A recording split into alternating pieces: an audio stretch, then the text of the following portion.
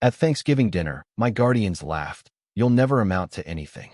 The room went silent as I stood up and said, "Good thing I don't need you, because the company that just bought yours is mine." I, 32M, watched my aunt's face drain of color as the words left my mouth. The turkey sat untouched on the table. 23 people had gone completely silent. My uncle's wine glass was frozen halfway to his lips. This was the moment I'd been building toward for 7 years, and it was even sweeter than I'd imagined. I should back up. My parents died when I was 11. Car accident. No warning, no goodbye. One day I had a family. The next I was standing in a funeral home wearing an ill-fitting suit my dad would never see me grow out of. My aunt and uncle took me in. They were my only living relatives. Everyone said how generous they were, how lucky I was to have them. They made sure I never forgot it. The house was large, in a good neighborhood. They had 2 kids of their own, both older than me. From the outside, it looked perfect. Inside, I learned quickly that I was different. I wasn't their son. I was the obligation they'd accepted because it would look bad if they didn't. My cousin got a new car for his 16th birthday. I got a lecture about being grateful for having a roof over my head. When my other cousin wanted to go to an expensive summer camp, they paid without hesitation. When I asked about joining the school's robotics club, my uncle told me the fees were too high and maybe I should focus on being more appreciative instead of always asking for things. I wore hand-me-downs that didn't fit while my cousins got regular shopping trips. I ate dinner after everyone else finished, usually whatever was left over. My bedroom was actually a converted storage room in the basement. They never said I couldn't eat with them or had to sleep in the basement. They just made it clear through 1,000 small actions where I stood in the hierarchy.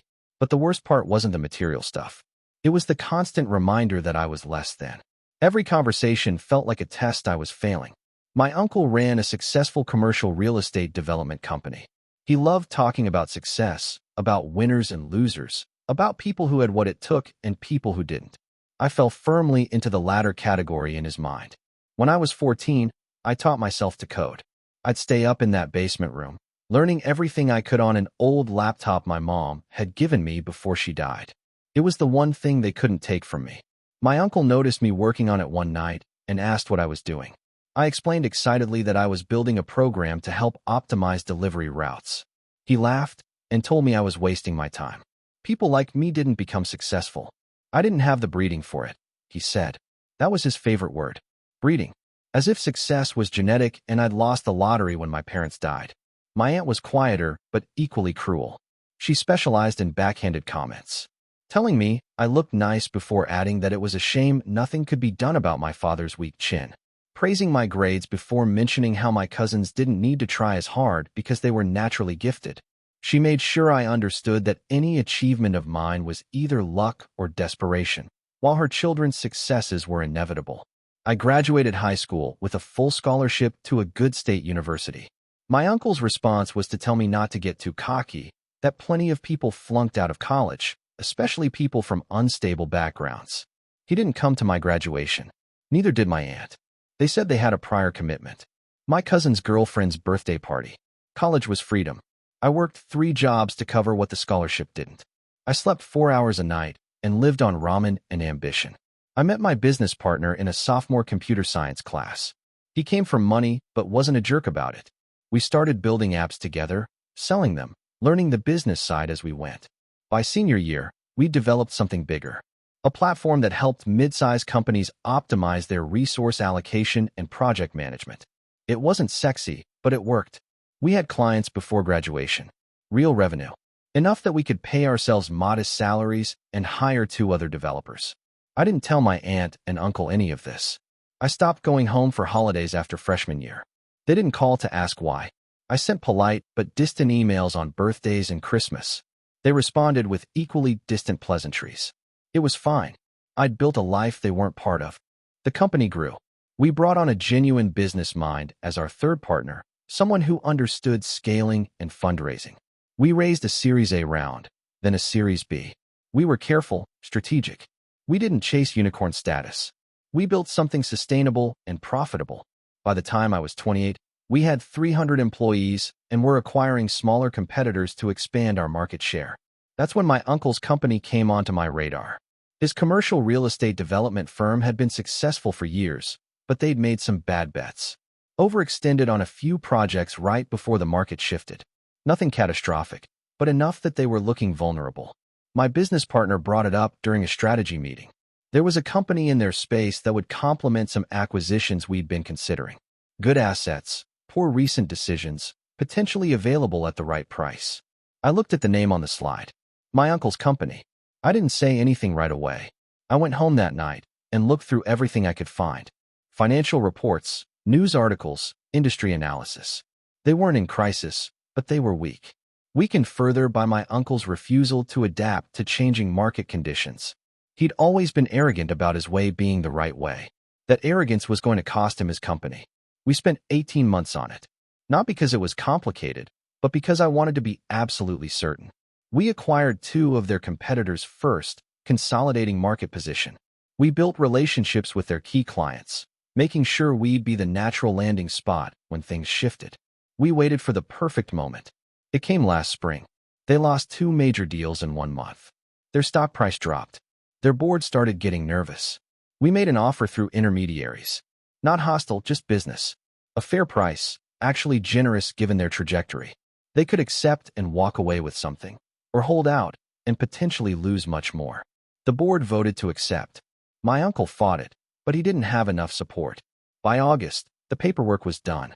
We owned his company. I made sure the deal was structured so that he'd stay on for a transition period. I wanted him there for what came next. Which brings me to Thanksgiving. I hadn't planned to go, but my uncle sent an email in early November. A rare personal outreach. He said my aunt wanted to see me, that it had been too long, that family was important especially as they got older. The email had a weird tone, almost humble. I wondered if he knew about the acquisition, if he'd figured out who was behind the shell companies and investment firms. I decided to go. I told myself it was about closure, about showing them I'd turned out fine despite their predictions. But honestly, I wanted them to know. I wanted them to understand exactly how wrong they'd been. The dinner was exactly like I remembered. Same big dining room, same expensive china, same seating arrangement with the important people at one end and everyone else scattered around. I was placed near the far end, naturally. My cousins were there with their spouses. Various relatives I barely knew. Everyone making small talk and pretending to care about each other's lives. My uncle was in rare form. He'd had several drinks before dinner even started. He was holding court about business, about the economy, about how hard it was to maintain standards when everyone wanted everything handed to them. My aunt nodded along, occasionally adding her own observations about the decline in work ethic among young people. Then my uncle turned to me, asked what I was up to these days, in that tone that suggested he expected nothing impressive. I told him I worked in tech, kept it vague. He smirked and said something about everyone working in tech these days, how it was the new trend for people who couldn't make it in real business. My aunt laughed, said it was probably for the best, that I'd never had the disposition for serious work. Too sensitive, she said. Too much like my father, who'd been a dreamer rather than a doer. She said this casually, like it was objective fact rather than an insult to my dead parent. My cousin joined in, asked if I was doing okay financially, if I needed help. The condescension was thick. Everyone at the table was watching now, anticipating the entertainment of putting me in my place. That's when my uncle delivered the line. He said I should be realistic about my limitations, that some people were meant to lead and others to follow, and there was no shame in accepting which category I fell into.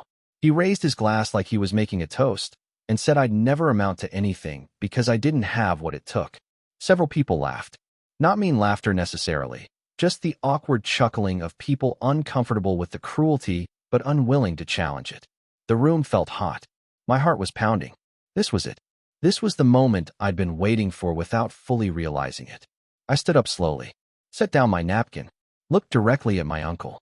I told him I appreciated his concern about my career, that I'd actually done reasonably well for myself despite lacking the advantages of proper breeding, that I'd started a company that had grown quite a bit over the past decade, that we'd recently gotten into commercial real estate development through some acquisitions. His face started to shift. Confusion first, then something else. Recognition, maybe. I continued. Said we'd acquired a company just a few months ago. Nice firm, solid assets, though they'd made some questionable strategic decisions recently. Did he happen to know which company I was referring to? The silence was absolute. My aunt's fork had frozen. My cousin had gone pale. I smiled and said it was good that I'd never amount to anything, because I wouldn't need their approval or their help, especially since the company that had just bought his was mine. My uncle stood up so fast his chair fell backward. He demanded to know what I was talking about. His face had gone bright red. I explained calmly that the acquisition he'd fought against, the one his board had pushed through, that was my company. We'd been very careful to use intermediaries, but yes, I was the principal owner. His company now reported to mine. His job existed at my discretion. My aunt made a choking sound. Someone dropped a glass. My uncle started yelling, called me ungrateful, said I'd betrayed family, accused me of being vindictive and petty. The irony seemed lost on him. I let him rant. When he finished, I told him the transition period would last another 2 months, after which his employment would be terminated with a standard severance package. I'd had my lawyers draw it up. Very fair, very professional. I turned to leave and my aunt grabbed my arm. She was crying, asking how I could do this to them after everything they'd done for me. I looked at her hand on my arm, then at her face. Told her they'd given me a roof and food, and I'd been appropriately grateful. But they'd also made sure I knew every single day that I was less than, that I'd never measure up, that I was a burden they'd heroically shouldered. I told her I hadn't done this to hurt them. I'd done this because it was good business. Their company fit our strategic needs. The fact that it belonged to them was just a bonus that made the victory a bit sweeter. My cousin tried to jump in, defending his parents. I cut him off. Reminded him of the 16th birthday party where he'd gotten a car and I'd asked if I could take driver's ed, and my uncle had said I needed to earn privileges. Reminded him of every casual cruelty, every dismissive comment, every time they'd made sure I knew my place. I walked out, got in my car, and drove away. My phone started blowing up within minutes. Calls from relatives, texts calling me terrible things, voicemails begging me to reconsider. I blocked most of them. Update 1. That was 3 weeks ago. The fallout has been spectacular. My uncle tried to fight the termination, hired lawyers, threatened to sue, made noise about family loyalty and corporate ethics. His lawyers reviewed the acquisition documents and told him he had no case. Everything was legal, everything was clean. He'd signed off on it himself without reading carefully enough to catch the shell company connections. He was fired last Tuesday. Security escorted him out.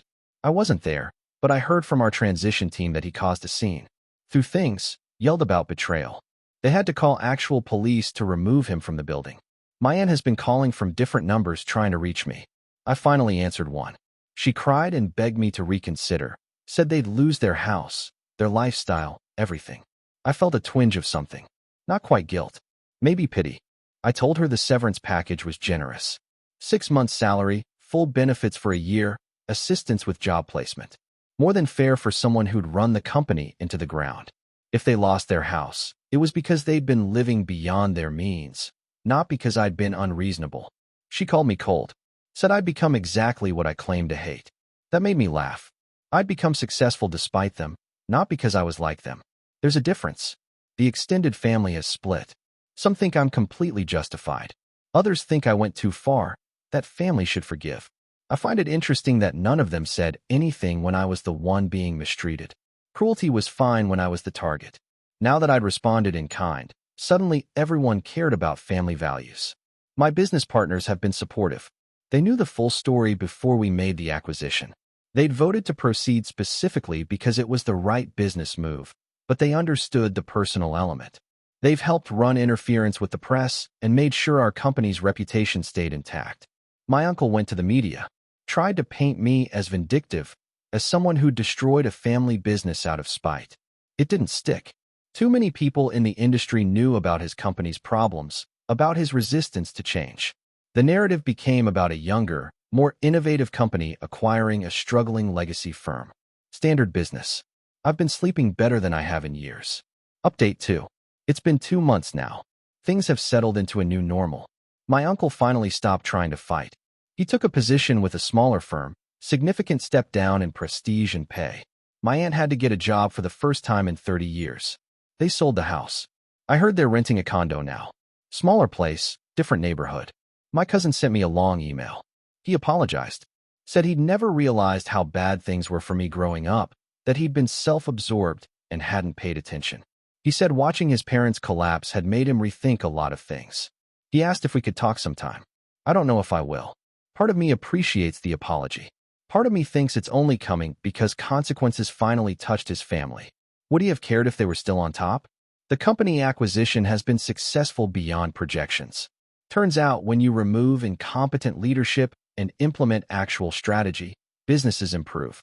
We've retained most of the good employees and cleared out the dead weight. Revenue is up 18%. I went to my parents' grave last week. First time in years. Told them about everything. About building the company, about the acquisition, about Thanksgiving dinner. I cried for the first time since this all started. Not sad tears exactly. Release maybe. I think they would have been proud. Not of the revenge part necessarily, but of the fact that I'd built something real. That I'd proven everyone wrong not through luck, but through relentless work and refusing to accept their assessment of my worth. Someone asked me recently if it was worth it. If the satisfaction of taking down my uncle's company justified the family drama, the burned bridges, the moral complexity of mixing business with personal grievance. I told them yes. Absolutely yes. Because this was never just about revenge. It was about proving to myself that their judgment didn't define me. That the scared kid in the basement storage room could become someone who didn't need their approval or their acceptance. I didn't destroy my uncle's company out of spite. I acquired it because it made business sense. The fact that it also let me show them exactly how wrong they'd been about me, that was just the universe finally balancing the scales. They spent years making sure I knew I'd never be good enough. Turns out I was better than all of them. And that Thanksgiving dinner, watching my uncle's face as reality crashed down on him, watching my aunt realize that the burden they'd shouldered had become their boss, that was the best turkey I never ate.